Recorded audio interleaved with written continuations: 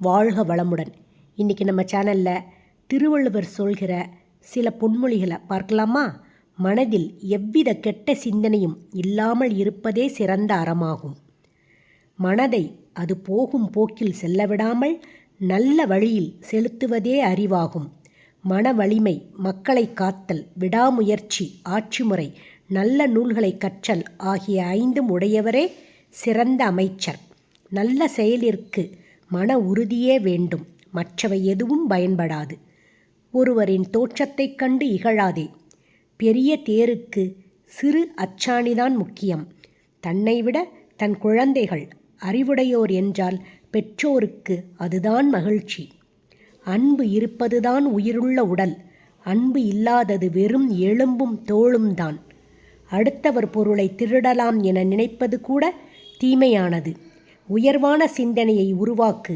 அதை அடையாவிட்டாலும் அந்த சிந்தனையே மனநிறைவை தரும்.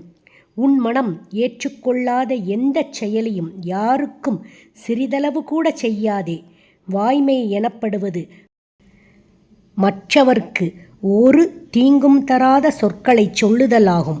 செயல் வேறு சொல் வேறு என்று உள்ளவருடன் நட்பு கொண்டால் கனவில் கூட அவரால் நன்மை கிடைக்காது. என்ன அன்பர்களே, இன்னைக்கு திருவள்ளுவரோட பொன்மொழிகளை பற்றி தெரிந்து கொண்டோம் அல்லவா? அடுத்து ஒரு சூப்பரான பதிவில் உங்களை நான் சந்திக்கிறேன். அது வரைக்கும் காத்துக்கிட்டு இருங்க. டாடா பாய்.